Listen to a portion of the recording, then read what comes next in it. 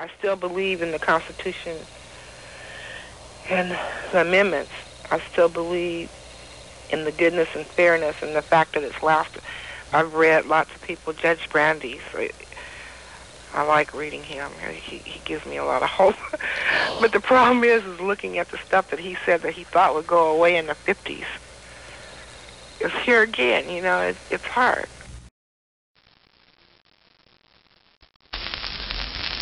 These are fateful times. Organized government has a definite duty all over the world. The house of civilization is to be put in order.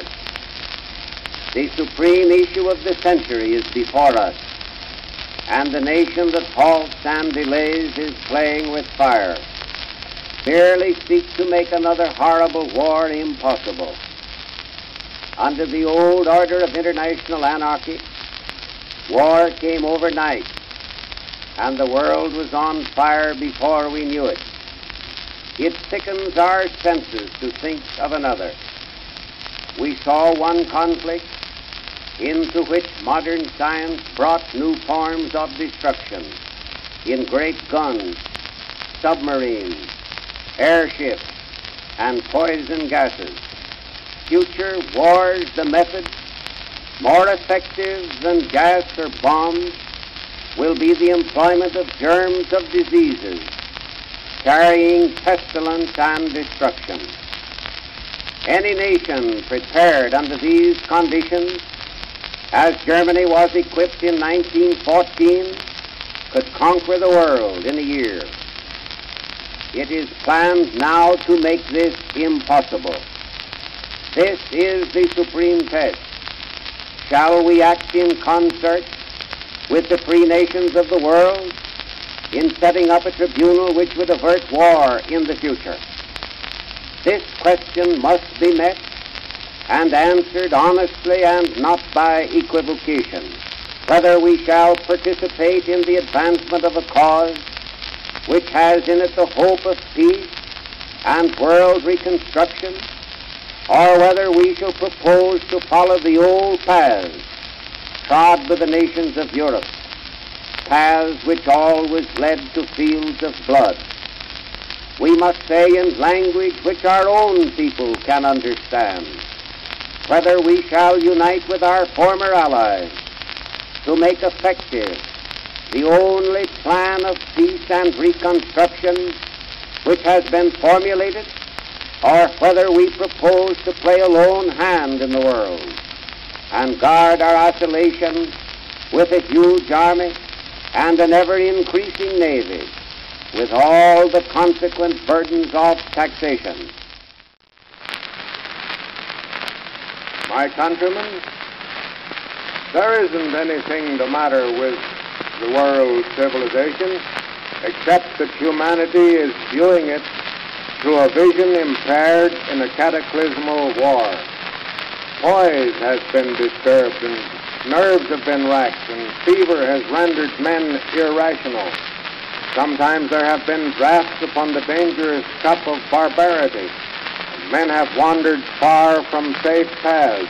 America's present need is not heroics, but healing. It's one thing to battle successfully against the world's domination by a military autocracy, because the infinite God never intended such a program. But it's quite another thing to revise human nature and suspend the fundamental laws of life and all of life's acquirements. The world calls for peace. America demands peace, formal as well as actual. It means to have it, so we may set our own house in order.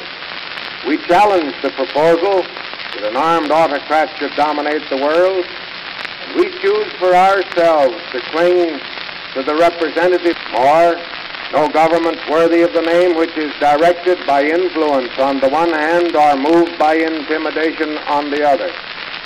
My best judgment of America's needs is to steady down, to get squarely on our feet, to make sure of the right path. Let's get out of the fevered delirium of war with the hallucination that all the money in the world is to be made in the madness of war and the wildness of its aftermath. Let us stop to consider that tranquility at home is more precious than peace abroad, and that both our good fortune and our eminence are dependent on the normal forward stride of all the American people. We want to go on, secure and unafraid. July 4, 1776 was the historic day on which the representatives of 3 millions of people vocalized Concord and Lexington and Bunker Hill, which gave notice to the world that they proposed to establish an independent nation on the theory that all men are created equal, that they are endowed by their Creator with certain inalienable rights, that among these are life, liberty, and the pursuit of happiness. The wonder and glory of the American people is not the ringing declaration of that day, but the action then already begun and in the process of being carried out in spite of every obstacle that war could interpose, making the theory of freedom and equality a reality. We revere that day because it marks the beginnings of independence, the beginnings of a constitution that was finally to give universal freedom and equality to all American citizens, the beginnings of a government that was to recognize beyond all others the power and worth and dignity of man. There began the first of government to acknowledge that it was founded on the sovereignty of the people. I still believe in the Constitution and the amendments. I still believe in the goodness and fairness and the fact that it's lasted. But the problem is looking at the stuff that he said that he thought would go away in the 50s. It's here again, you know, it's hard.